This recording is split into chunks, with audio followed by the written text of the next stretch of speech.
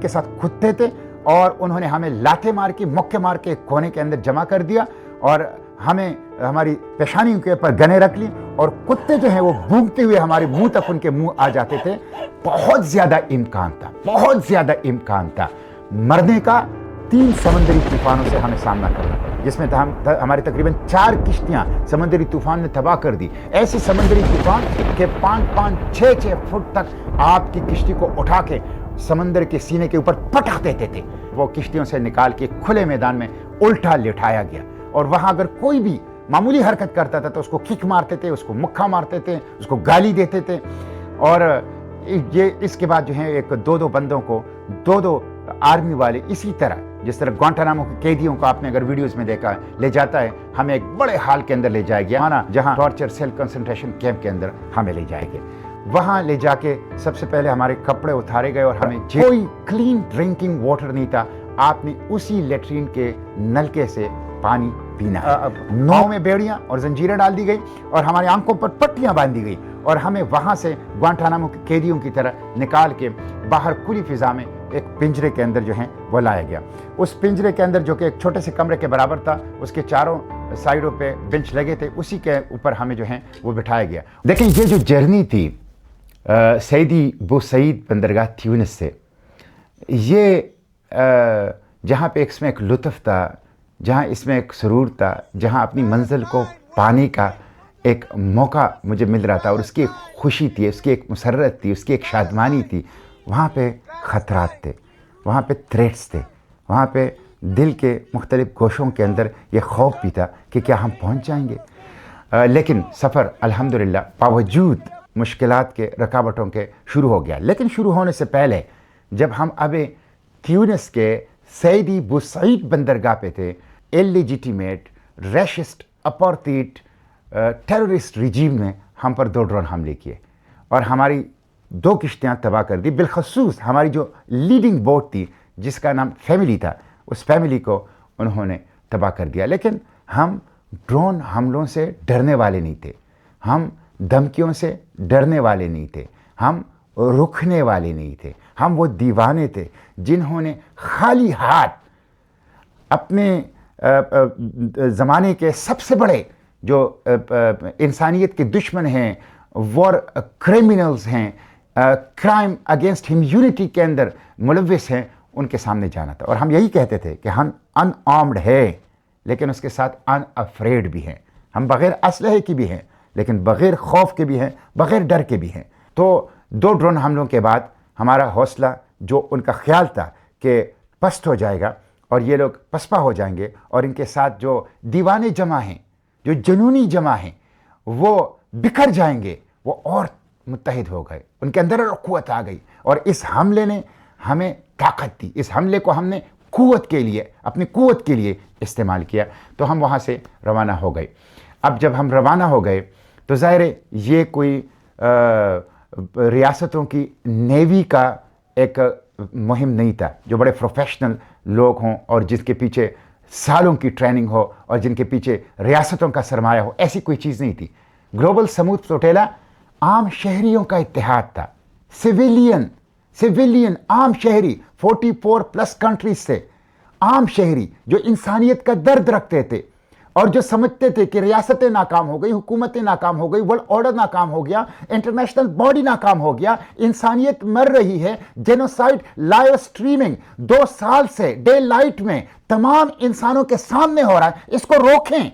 ये एक extremely risky मुहिम था जिसमें बहुत ज़्यादा इम्कान था मरने का या तहयात जेलों के अंदर गलने सड़ने का। लेकिन हमारे सामने ख़तरात की कोई हैसियत नहीं थी, इसलिए सफ़र शुरू हो गया। सफ़र जब शुरू हो गया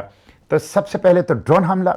फिर उसके बाद ड्रोन परवाज़ें, बिलखसूस रात के वक्त, जो कि मौत की परवाज़ें होती थी, जो कि मौत के पैगाम हमें देते थे कि किसी वक्त भी आपके ऊपर जो है वो हमला हो सकता है और किसी वक्त भी आपकी किश्ती को उड़ाया जा सकता है। और फिर इन ड्रोन हमलों के साथ साथ एक्सट्रीम स्टॉर्मी सीज़न था मेडिटेरेनियन बनिस्बत पैसिफिक के, बनिस्बत अटलांटिक के बहुत एग्रेसिव सी है, बहुत एग्रेसिव सी है और इसकी समंदरी तूफ़ान बड़े ख़तरनाक होते हैं। और इत्तेफाक ये है कि हमारे जज्बों को आजमाने के लिए कि सितंबर से लेकर 15 अक्टूबर तक ये जो 1.5 महीना होता है, ये मेडिटेरेनियन में सी स्टॉर्म सीजन होता है। और उसी के अंदर हमने गज़ा की तरफ सफ़र शुरू किया तो 3 समंदरी तूफ़ानों से हमें सामना करना पड़ा, जिसमें हमारी तकरीबन 4 किश्तियाँ समंदरी तूफ़ान ने तबाह कर दी। ऐसी समंदरी तूफ़ान के 5-5, 6-6 फुट तक आपकी किश्ती को उठा के समंदर के सीने के ऊपर पटक देते थे और ख़ुद हमारी किश्ती के बादबान टूट गए। हमारी किश्ती के जो बैटरी थे उन्होंने काम करना शुरू कर दिया। बड़े मैकेनिकल फॉल्ट हमारी पूरी इस फ्लोटेला के काफिले के मुख्तलिफ किश्तियों और जहाज़ों के अंदर आए, जिसके लिए हमें सिसिली के अंदर भी 2-3 दिन रुकना पड़ा, जिसके लिए हमें यूनान के बंदरगाह क्रीटी के ऊपर 2-3 दिन रुकना पड़ा। मैकेनिकल वर्क किया, रिपेयर किया, रिफ्यूलिंग की, आराम किया, जज्बों को तवाना किया, लेकिन हम पीछे हटने वाले नहीं थे, हथियार डालने वाले नहीं थे, पसपा होने वाले नहीं थे। हमें गज़ा के बच्चों तक पहुंचना था, हमें गज़ा के भूखों तक पहुंचना था, हमें गज़ा के प्यासों तक पहुंचना था, हमें गज़ा के दर्दमंदों तक पहुंचना था। और ये इतना बड़ा जज्बा था कि इसके सामने ड्रोन अटैक्स, इसके सामने सी स्टॉर्म्स और इसके सामने सफ़र के मुश्किलात। 20 दिन और 20 रातों में हम 24 घंटों में एक वक्त खाना खाते थे। और खाना क्या था? 20 दिन और 20 रातों में हमने सिर्फ 2 दफ़ा सालन पकाया, और वो भी उबले हुए चावल। हम खजूरें खाते थे, ड्राई फ्रूट खाते थे एक वक्त, और उसके साथ साथ कभी कभी ब्रेड के ऊपर जैम लगा के, यही हमारा खाना होता था। इसलिए कि हमारी पेश नज़र ये चीज़ें नहीं थी, हमारी पेश नज़र थी गज़ा के प्यासों, गज़ा के भूखों, गज़ा के दर्दमंदों, गज़ा के ज़ख्मियों तक पहुंचना, इंसानियत को बचाना। देखिए, जब हम क्रेटी की बंदरगाह से चलने वाले थे यूनान, जो कि करीब तरीन पॉइंट था, 4 दिन और 4 रातों का सफ़र था, तो मुश्किल, फैसला कुन, ख़तरनाक तरीन मरहला था वो। तो ग्लोबल समूद फ्लोटेला की जो लीडरशिप है, यानी जो सेंट्रल स्टीयरिंग कमेटी है, उसने फ़र्दन हर किश्ती में हर फर्द से पूछा कि आइंदा का मरहला ख़तरनाक है, कोई वापस जाना चाहे तो वापस जा सकता है। हम यहाँ तक आने पर आपके मशकूर हैं। ये कोई बुज़दिली नहीं है, ये कोई मलामत करने वाली चीज़ नहीं है, इसमें किसी हेजिटेशन की ज़रूरत नहीं है। आप वापस जाना चाहें, आप अजीम हैं जो आप अभी तक हमारे साथ थे, आप बखुशी वापस जा सकते हैं। मुझे बिल्कुल वो मंज़र याद आ गया जब हज़रत इमाम हुसैन रज़ियल्लाहु अन्हु ने, इमाम आली मुक़ाम ने, जब करबला में अपने साथियों से पूछा कि रात के अंधेरे में आप लोग जा सकते हैं, मेरी तरफ से आपको इजाज़त है। लेकिन मुझे खुशी भी हुई और फ़ख्र भी हुआ कि वो जो 500 लोग थे, जिसमें अक्सरियत गैर मुस्लिम थे, जिसमें 18 साल का न्यूजीलैंड का सेमुएल भी था, और जिसमें बरतानिया का 80 साला नेल्सन भी था, उसमें से एक फ़र्द भी वापस नहीं गया, एक फ़र्द भी वापस नहीं गया। और हमने क्रीटी का सफ़र शुरू किया, जो ख़तरात का सफ़र था, क्रीटी से गज़ा की तरफ। और फिर उस दौरान ड्रोन परवाज़ें, और फिर जब हम गज़ा से 1 दिन और 1 रात के फासले के ऊपर थे, बल्कि इससे भी कम फासले के ऊपर थे, तो इन्होंने हमारे ऊपर कमांडो एक्शन कर दिया। और जो मैं कहता हूँ, ये पायरेट्स हैं, समंदरी कज़ाक हैं, समंदरी कज़ाक हैं, इन्होंने हमारे ऊपर हमला कर दिया और हमें कमांडो एक्शन के ज़रिए इंटरसेप्ट करना शुरू कर दिया। और मैं आपको बताऊं, इज़राइल का जो आर्मी है उसके बारे में तो मेरा पहले भी कोई इतना अच्छा तासुर नहीं है कि ये कोई लड़ाकू फ़ौज नहीं है, ये कोई ऐसे लोग नहीं हैं कि जिससे खौफज़दा हो जाए, जिससे डरा जाए। और ये पेपर टाइगर्स हैं, ये कागज़ी शेर हैं, ये बेबी किलर्स हैं। ये इनोसेंट नॉन कॉम्बैटेंट सिविलियन के मुकाबले में अपनी एयर सुपीरियरिटी, ड्रोन और मिसाइल टेक्नोलॉजी के जरिए कत्ल और आरतगरी का बाजार तो गर्म कर सकते हैं, लेकिन किसी प्रोफेशनलिज्म का मुजाहिरा करना, किसी ट्रेन फोर्स का मुकाबला करना, ये इनके बस की बात नहीं है। तो जब उनका इंटरसेप्शन शुरू हो गई तो 50 किश्तियाँ थी, अनआर्म्ड थे, सिविलियन थे और नॉन वायलेंट थे, पीसफुल थे। और हमें हिदायत भी दी गई थी کہ جب وہ آپ سے کہیں کہ انجن بند کرو تو انجن بند کرنا ہوگا، جب آپ سے کہیں گے کہ ریز دا ہینڈ تو ہاتھ اوپر اٹھانا ہوگا۔ اگرچہ میں نے کہا کہ میں تو ہاتھ اوپر نہیں اٹھاؤں گا، میں کبھی ان کے سامنے اپنے ہاتھ بلند نہیں کروں گا، میں نے ہاتھ صرف آگے کر لیے ایسے، تاکہ ان کو پتہ چلے کہ میرے ہاتھ خالی ہیں اور ہم نان وائلنٹ پیسفل ہیں۔ تو 50 کشتیوں کو پوری اسرائیلی نیوی نے 12 گھنٹے سے زیادہ لگائے ان کو انٹرسیپٹ کرنے میں، اور جب ہماری باری آئی، ہم سیکنڈ لاسٹ بوٹ تھی جس کو انٹرسیپٹ کیا گیا، اور ہم صرف 40 کلومیٹر پر تھے غزہ کے ساحل سے، اور جو آخری کشتی وہ انٹرسیپٹ کی گئی وہ صرف 28 کلومیٹر فاصلے پر تھی غزہ کے ساحل سے۔ تو ایک بہت بڑی، جو 2 ایکڑ کے برابر ایک بہت بڑا جہاز تھا سمندری، وہ ہمارے پیچھے لگایا گیا تھا، اور اس سے جو ویو کریٹس ہو رہی تھی اس کی حرکت سے، اس سے ہماری چھوٹی سی 12 میٹر کی کشتی تھی، 12 میٹر کی کشتی میں 2500 کلومیٹر کا سمندری سفر کرنا، میڈیٹرینین کو سی سٹارم سیزن میں وہ کراس کرنا، ایک بہت غیر معمولی کام تھا جو اللہ نے ہم سے لیا۔ تو وہ ہماری کشتی اس سے وہ اچھل کود کر رہی تھی کہ ہمیں اس کے ڈوبنے کا خطرہ تھا، اور پھر جب اس سے ایک بوٹ نکلی جس پہ کمانڈوز بیٹھے ہوئے تھے 10-12، اور ہماری کشتی کی طرف آئے، اور جب وہ ہماری کشتی پر چلانگ رہے تھے تو وہ اتنے اناڑی تھے کہ وہ اتنے بری طرح ہماری کشتی کے اوپر گرے کہ ہمیں ڈر تھا کہ ان کی حواس باختگی اور خوف کی وجہ سے ان کی گن ہمارے اوپر نہ چل جائیں۔ تو یہ بالکل ایک نان پروفیشنل انداز تھا ان کا، اور کہا جاتا ہے کہ یہ ان کے ایلیٹ کمانڈوز ہیں جو یو ایس کے نیوی سیل کے برابر ہیں۔ تو اگر ایلیٹ کمانڈوز کا یہ حال ہے تو جو باقی عام فوجی ہوں گے وہ کس صلاحیتوں کے ہوں گے، آپ اس سے اندازہ کر سکتے ہیں۔ ہمیں انٹرسیپٹ کیا گیا، ہماری تلاشی لی گئی، ہمیں کشتی سے نکال کے اس کے جو ڈیک ہیں، عرشہ ہے، اس کے اوپر رکھا گیا، اور پھر ہمیں اشدود جو کہ مقبوضہ فلسطین کی بندرگاہ ہے وہاں لے جایا گیا۔ وہاں سے جب ہم لے جایا گیا تو ہمیں جس طرح گوانٹانامو میں آپ نے دیکھا ہوگا کہ قیدیوں کو پنجرے سے نکالا جاتا ہے، اور 2 بندوں نے اس کو جھکایا ہوتا ہے، 2 بندوں نے اس کو، ایک بندے نے ایک طرف سے، دوسرے نے دوسرے طرف سے پکڑا ہوا ہوتا ہے، اس کی گردن کے اوپر ہاتھ رکھ کے، سر کے اوپر ہاتھ رکھ کے اس کو جھکایا اور کو جھکا کے ہوئے لے جاتے ہیں۔ اسی طرح ہمیں ایک دہشت گردوں کی طرح جو ہیں وہ کشتیوں سے نکال کے کھلے میدان میں الٹا لٹایا گیا، اور وہاں اگر کوئی بھی معمولی حرکت کرتا تھا تو اس کو کک مارتے تھے، اس کو مکھا مارتے تھے، اس کو گالی دیتے تھے، اور یہ اس کے بعد جو ہے ایک 2 بندوں کو 2 آرمی والے اسی طرح جس طرح گوانٹانامو کے قیدیوں کو آپ نے اگر ویڈیوز میں دیکھا ہے لے جاتا ہے، ہمیں ایک بڑے ہال کے اندر لے جایا گیا جہاں 35-40 جو ہیں وہ مختلف کاؤنٹرز لگے تھے، اور اس کے سے ہمیں گزارا گیا، جس میں ہماری تصویریں اتاری گئی، پاسپورٹ ضبط کیا گیا،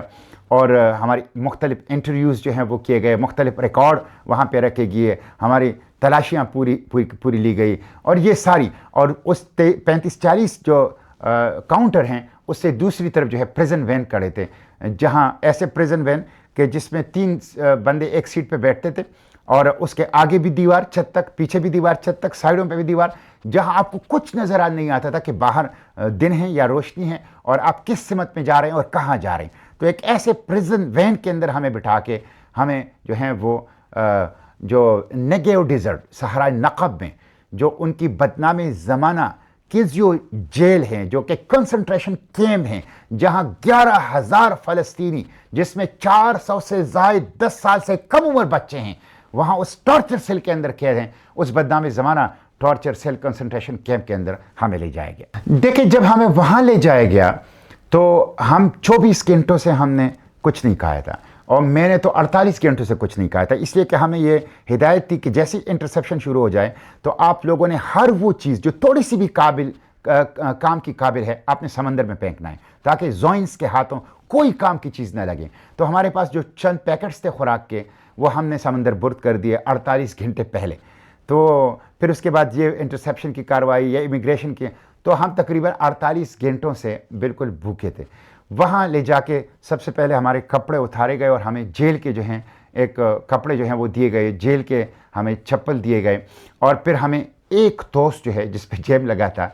وہ دیا گیا، اور ہمیں سیلز کے اندر جو ہیں وہ بند کر دیا گیا۔ چھوٹے چھوٹے سیل تھے جس میں 4-5 بندے میکسیمم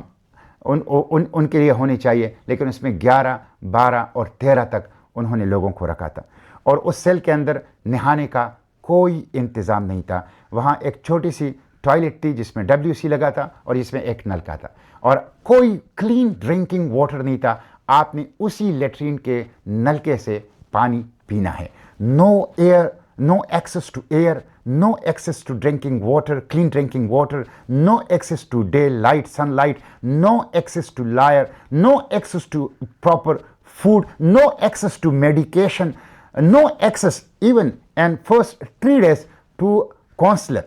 to your embassy. मेरी तो embassy नहीं थी और नहीं होगी, कभी भी नहीं होगी इंशाअल्लाह।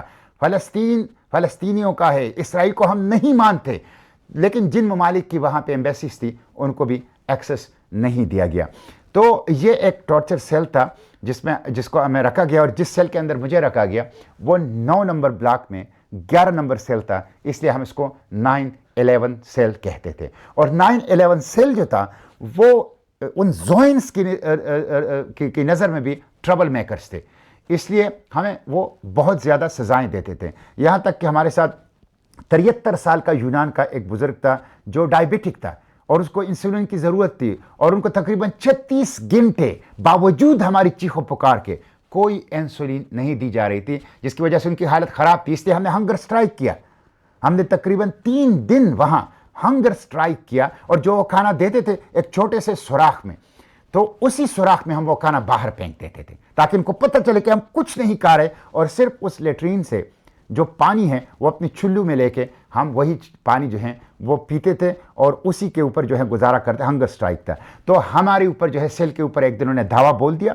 15-20 लोग आए, उनके साथ गने थी, उन्होंने पूरे के पूरे जो एक एडवांस किट्स हैं टेक्नोलॉजी वो उन्होंने पहनी हुई थी, और उनके साथ खुदते थे, और उन्होंने हमें लाते मार के मुक्के मार के एक कोने के अंदर जमा कर दिया, और हमें हमारी पेशानियों के ऊपर गने रख ली, और कुत्ते जो हैं वो भूंकते हुए हमारे मुंह तक उनके मुंह आ जाते थे, और उनसे हमें जो है वो तौहीन भी कर रहे थे, खौफजदा भी कर रहे थे, साइकोलॉजिकली हमें ख़त्म करने की जो है वो कोशिश कर रहे। फिर हमारे हाथ पीछे की तरफ बांध दिए गए कसकर, हमारे पाँव में बेड़ियाँ और जंजीरें डाल दी गई, और हमारी आंखों पर पट्टियाँ बांध दी गई, और हमें वहाँ से ग्वांटानामो के कैदियों की तरह निकाल के बाहर खुली फ़िज़ा में एक पिंजरे के अंदर जो है वो लाया गया। उस पिंजरे के अंदर जो कि एक छोटे से कमरे के बराबर था, उसके चारों साइडों पे बेंच लगे थे, उसी के ऊपर हमें जो है वो बिठाया गया, और इतने कस के हमारे हाथ बंधे हुए थे कि आफ्टर सम टाइम हमें पता ही नहीं चल रहा था कि हमारे हाथ हैं, यानी सुन हो गए बिल्कुल। और हमारी जो टांगे हैं जो बेड़ियों से जंजीरों से शदीद तकलीफ हो रहा था। हमने मगरिब की नमाज का वक्त हो गया तो उनसे कहा कि हम वज़ू बनाना चाहते हैं या तयम्मुम करना चाहते हैं, हमें इजाज़त नहीं दी गई। हमने कहा नमाज पढ़ना चाहते हैं, इजाज़त नहीं दी गई। फिर हमने वो मेरी ज़िंदगी की वाहिद 2 नमाज़ें हैं जो हमने बग़ैर तयम्मुम के पढ़ी, बग़ैर वज़ू के पढ़ी, बग़ैर रुकू के पढ़ी, बग़ैर सिजदे के पढ़ी, बग़ैर क़ैदे के पढ़ी। और मुझे खुशी है कि वहाँ 3-4 बंदे जो हम मुसलमान नमाज़ पढ़ रहे थे, जिसमें मिस्र का भी एक बंदा था, उन्होंने इमामत के लिए मुझे आगे कर दिया, और मैंने वहाँ पे उन 2 मगरिब और इशा की बैनुस्सलातैन दोनों इकट्ठे नमाज़ों की वहाँ पे मैंने इमामत की। उससे जो एक स्पिरिचुअल, एक रूहानियत थी उस नमाज में, जो सरूर था, जब आपके आंखों पर पट्टी बंधी हुई हो, जब आपके हाथों में हथकड़ियाँ हो और वो पीछे की तरफ कसकर बांधे गए हों। यानी हमारे हाथ, नमाज में लोग हाथ आगे की तरफ बांधते हैं, ये वो नमाज थी जिसमें हमारे हाथ पीछे की तरफ बंधे हुए थे, और आपके हाथों पाँव में बेड़ियाँ हों, और आप रुको नहीं कर सकते, सिजदा नहीं कर सकते, कैदा नहीं कर सकते, हाथ अपने आगे नमाज में बांध नहीं सकते। तो वो नमाज एक रूहानी जो रूहानियत थी उस नमाज में, वो गैर मामूली थी। जो मज़ा था, जो सुरूर था उस नमाज में, वो गैर मामूली था। तो ये उनका तरीका है। वो एक टॉर्चर सेल हैं, गालियाँ आपके मुल्क को देना, और आपको गालियाँ देना, और हमास सपोर्टर, हमास प्लोटेला, इस तरह आपके ऊपर कसना। और फिर उसी सेल के सामने बहुत बड़ी LCD स्क्रीन पर जो 7 अक्टूबर में तूफ़ान अल-अक्सा से मकबूजा फ़लस्तीन या नाजायज़ रियासत इसराइल में जो तबाही हुई थी, उसके मनाजिर हमें दिखाते हैं कि देखो तुम इन टेररिस्टों के साथी हो, तुम इन तबाहकारी करने वाले के साथी हो। और नॉन स्टॉप 24 घंटे वो अफसरदा म्यूज़िक ऊंची आवाज़ पे हमें सुनाते थे। हम उसके ऊपर भरपूर एहतजाज करते थे, हमें टॉर्चर करने के लिए। और जब कोई अजान देता था, बिलखुसूस एक तुर्किया का एक नौजवान था, उसके आवाज़ में जो सुरूर थी, और वो जो इशा اور مغرب اور فجر کی اذان جو دیتا تھا، اور جو اس میں 10 سل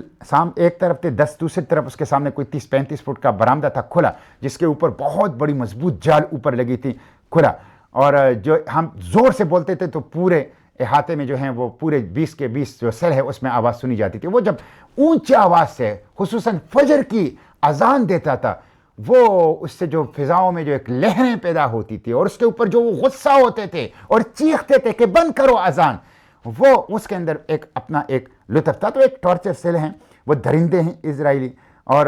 ہم جب وہاں تھے تو بن گویر جو کہ ان کا ایک انتہا پسند وزیر ہیں، وہ ایک درندہ ہیں، وہ خود وہاں آیا اور گلوبل سمود فلوٹیلا والوں کو دھمکیاں دی، ان کو گالیاں دی، ان کو سخت سست کہا، اور اپنی ایک جو اس چیز کو کہتے ہیں نا تکبر اور غرور اور اپنی ایک بدماشی، وہ وہاں اس نے دکھانے کی کوشش کی۔ اور ہمارے جیل کے ارد گرد انہوں نے عربی کا ایک شعر لکھا تھا، وہ شعر یہ تھا: الشعب الابدی لا ینسا ایثار الاعدائی و امسک بہم، ہم وہ اٹرنل گروہ ہیں جو نہیں بھولتے اپنے دشمن کا پیچھا کرنا اور اس کو پکڑنا۔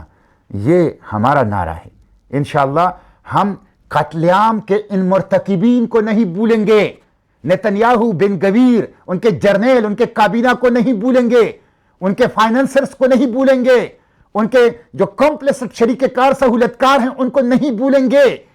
اور ان کے نام یاد رکھیں گے، ان کا پیچھا کریں گے، اور ان کو انشاءاللہ کیفر کردار تک ہم انشاءاللہ پہنچائیں گے۔ تو یہ تھی جیل کی کہانی۔ پھر میری رہائی کیسی ہوئی؟ میری رہائی وہ مشکل تھی بہت زیادہ۔ اس کی وجہ ہے کہ میں 80 سال میں واحد پاکستانی ہوں جسے اسرائیلی جیل میں ٹرائل کیا گیا، اور جب مجھے جیل میں عدالت میں جج کے سامنے پیش کیا گیا، مجھے کوئی وکیل کی سہولت نہیں دی گئی۔ براہ راست جج نے مجھ سے مکالمہ کیا اور 3 سوال پوچھتے تھے: آپ کا نام کیا ہے، آپ کس ملک سے تعلق رکھتے ہیں، اور تیسرا یہ کہ آپ نے ایکٹیو کمبیٹ زون میں باوجود وارننگ کے انٹری کی ہے، یہ انلیگل ہے، اسرائیلی لا کی خلاف ورزی ہے، لہٰذا ایڈمٹ کرو کہ تم نے جرم کیا ہے اسرائیلی قانون کی خلاف ورزی کرتے ہوئے،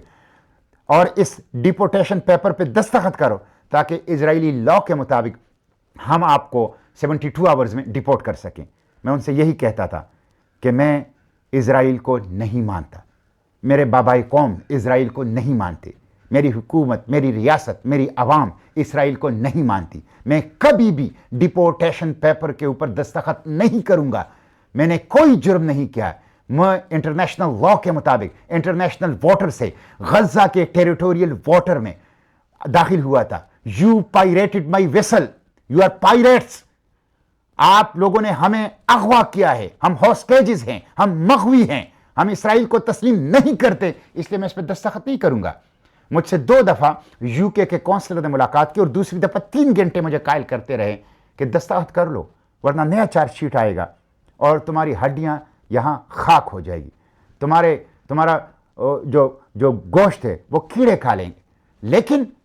تمہیں آزادی نہیں مل سکے گی۔ میں نے کہا میں تیار ہوں اس کے لیے، لیکن میں اس کے لیے کسی بھی صورت میں تیار نہیں ہوں کہ میں کیسے کاغذ پہ دستخط کروں جس پہ لکھا گیا ہے کہ تم نے اسرائیل کی قانون کی خلاف ورزی کی ہے۔ میں اسرائیل کو نہیں مانتا، نہیں مانتا، نہیں مانتا، کبھی بھی نہیں مانوں گا۔ تو یہ تھی صورتحال۔ پھر ہماری تقریباً کوئی 500 لوگ جو ہیں وہ اس سیلز کے اندر تھے، 350 لوگوں نے دستخط کر لیے، اس لیے کہ آلریڈی ان کے ڈپلومیٹک ٹائز تھے ویسٹرن کنٹریز کے، کچھ عرب لوگوں کے، وہ چلے گئے، ہم صرف 150 لوگ رہ گئے۔ اور پھر ان کو اندازہ ہوا، جو ہم 150 لوگ تھے، کہ سینیٹر مشتاق کو آزادی نہیں ملنے والی، اس لیے ان 150 لوگوں نے میرے ساتھ الائنس کیا، میرے اوپر غیرت کی، اور انہوں نے طے کر دیا، ہم سیلز میں اونچی آواز سے بول کے ایک دوسرے کے ساتھ کمیونیکیشن رکھتے تھے کہ سینیٹر مشتاق کو مانڈوی منڈیلا جو نیلسن منڈیلا کا پوتا ہے اس نے، تیاگو جو برازیل سے اسپلوٹیلا کا لیڈر ہے اس نے یہ اعلان کر دیا کہ سینیٹر مشتاق کو نہیں نکالا جائے گا تو ہم نہیں جائیں گے۔ تو یہ وہ صورتحال تھی کہ جس کی وجہ سے چونکہ 150 لوگوں میں سے اکثریت یورپین لوگوں کے نمائندے تھے، اور یورپ میں ایک زبردست قسم کا پروٹیسٹ ہو رہا تھا، اور یورپ کے عوام کا ایشو یہ ہے کہ وہ اسٹیٹ افیئرز میں داخل نہیں دیتے، لیکن جب اسٹیٹ کی کسی پالیسی کے خلاف نکلتے ہیں تو اسٹیٹ کو مجبور کرتے ہیں کہ وہ پھر اپنی پالیسی بدل لے. تو فلسطین کو یورپ کے عوام نے اپنی ٹاپ پرائرٹی رکھا ہے، اور انہوں نے جس طرح اسپین، جس طرح اٹلی، جس طرح یونان، جس طرح جرمنی، جس طرح برطانیہ، یعنی کتنی عجیب بات ہے کہ جب ہم سسلی سے نکل رہے تھے تو ہمارے پاس اٹلی کا سمندری جہاز بھی حفاظت کے لیے تھا، اسپین کا بھی تھا، یونان کا بھی تھا، پھر ایک دو دنوں کے لیے ترکی کا جہاز بھی آیا تھا. لیکن جب ظاہر ہے ٹیریٹوریل ان کے جو واٹرز تھے وہ ختم ہو گئے اور ہم انٹرنیشنل واٹرز میں فلسطین کے قریب پہنچ گئے، پھر ظاہر ہے وہ ہمارے ساتھ نہیں تھے، لیکن اپنی حدود میں انہوں نے ہمیں سیکیورٹی اور پروٹیکشن دی ڈرون حملوں کے بعد، انٹرنیشنل واٹرز میں ڈرون حملوں کے بعد. لیکن مسلم امہ کا جو باقی ترکی کے سوائے باقی جو ایک فرض ان کا بنتا تھا وہ ہمیں نظر نہیں آیا. تو یورپ کے عوام نے اس کو اپنی ٹاپ پرائرٹی رکھا ہوا ہے، اور انہوں نے اپنی ریجیمز کو، اپنی حکومتوں کو مجبور کیا کہ وہ اسرائیل کے اوپر دباؤ بڑھائیں، اور یہی ریجیمز اسرائیل کو سپلائی آف آرمز کرتے ہیں، اسرائیل کے فائننسر ہیں، اس لیے اسرائیل ان سے ڈرتا ہے، اسرائیل ان کی مانتا ہے. تو وہ جو ہیں وہ ان کی وجہ سے، ان کے پریشر کی وجہ سے، ان کے سٹینڈ کی وجہ سے مجھے 9/11 سیل سے نکال کے جارڈن کے جو بارڈر ہے اس کے اوپر جارڈن میں ڈپورٹ کر دیا گیا. وہاں سے پاکستان کے ایمبیسی آئی تھی، اور میں شکر گزار ہوں گا اس پہ پاکستان کے ایمبیسی ان جارڈن، وہاں کے ایمبیسڈر صاحب، ڈپٹی ایمبیسڈر صاحب، اور جو عملہ ہے ایمبیسی کا، انہوں نے بہت میرا خیال رکھا. یہاں تک کہ میں آپ کو بتاؤں کہ جارڈن کے ایمبیسڈر صاحب، ڈپٹی ایمبیسڈر صاحب اور ان کے عملے نے گھر میں میرے لیے اچھی سی پاکستانی چائے بنا کے وہ بارڈر پر لائے تھے، اور بریڈ اور جوسز اور دودھ، اور میرے لیے کپڑے، جوتے، یہ پورا ایک خیال ان کو پتہ تھا کہ میں کس حالت میں ہوں گا. سچی بات یہ ہے کہ 3 دن کے ہنگر سٹرائک اور ایک سائیکولوجیکل جو ایک جنگ ہم نے ان کے ساتھ لڑی تھی، اس کے بعد میرا 10 kg وزن کم ہو گیا تھا، اور میں اچھا خاصا، آپ مینٹلی اور سائیکولوجیکلی اور فزیکلی جو ہیں ایک سٹریس میں ہوتے ہیں. تو میں ان کا شکریہ ادا کرتا ہوں، جارڈن کی جو پاکستانی ایمبیسی ہے، اور اردن کی جو تیونس کی پاکستانی ایمبیسی ہے، ان کا بھی بہت شکریہ ادا کرتا ہوں. جاوید عمرانی صاحب وہاں پہ ایمبیسڈر ہیں تیونس میں، ایکسٹراڈینری پرسنالٹی ہیں وہ. انہوں نے بھی ہمیں بہت زیادہ وہاں پہ تیونس کے اندر سہولت دی، بہت زیادہ محبت دی، ہمیں سی آف کیا، ہمیں جو بھی ضرورت ہم ان کو کہتے تھے وہ پورا کرتے تھے، اگرچہ ہم نے ان کے اوپر کوئی بوجھ نہیں ڈالا اور ہم خود یہ سب کچھ اپنا کر رہے تھے. لیکن بہرحال ان دونوں ایمبیسیز نے، ایمبیسڈرز نے اور ان کے سٹاف نے بھرپور طریقے سے پاکستانی ڈیلیگیشن پہ، اور بالخصوص جب میں جارڈن پہ ڈپورٹ ہو گیا تو میرا جو ہے وہ بہت خیال رکھا. تو ہم ان کا شکریہ ادا کرتے ہیں. وہیں سے پھر ہم نے ایک آدھ دن ذرا اپنے آپ کو ریسٹ دیا، کچھ سائیکولوجیکل ریہیبلیٹیشن اپنی کر لی، اور پھر اس کے بعد پاکستان آ گئے. میں اس موقع پہ یہی کہوں گا کہ دیکھیں، فلسطین ہماری روح ہے، فلسطین ہمارا قبلہ اول بھی ہے، ارض الانبیاء بھی ہے، ہمارے قرآن پاک میں اس کا تذکرہ ہے، ہمارے پیغمبر کی ہمارے ساتھ امانت ہیں، اور ہمارے دل کا ٹکڑا ہے، ہم اس کو نہیں بھول سکتے. یہی بابائے قوم کی پالیسی ہے. 1935 سے 47 تک آل انڈیا مسلم لیگ کے ہر کانفرنس میں سالانہ فلسطین کی قرارداد پاس ہوئی ہے. 1935 سے انہوں نے آزادی فلسطین فنڈ قائم، خود غلام تھے لیکن فنڈ قائم کرتے ہیں آزادی فلسطین کے لیے. 1940 میں خود غلام ہیں لیکن اپنی آزادی کی قرارداد سے پہلے لاہور کے منٹو پارک میں فلسطین کی آزادی کی قرارداد پاس کرتے ہیں. اور دیکھیں جب پاکستان بن گیا 1947 میں اور مئی 1948 میں اسرائیل کا خنجر ویسٹرن امپیریلسٹ پاورز نے عالم اسلام کے قلب میں گھونپا، تو 7-8-9 ماہ کا پاکستان قائد کی قیادت میں کس طرح ڈٹ کر کھڑا ہوا فلسطینیوں کے لیے، اور کس طرح ڈٹ کر کھڑا ہوا اسرائیل کے جو اپارٹھائیڈ ریشسٹ رجیم اور ان کے سرپرستوں کے مقابلے میں. تو یہی قائد کی پالیسی ہے. فلسطین کو نہ بھولو، فلسطین کو یاد رکھو، فلسطین کو اپنے بچوں کو منتقل کرو، فلسطین کو اپنی نسلوں کو منتقل کرو. غزہ ایجنٹ آف چینج ہے. غزہ نے آزادی، حریت، بشری حقوق اور انسانیت کی بقا کے لیے انسانوں کو متحد کر دیا ہے.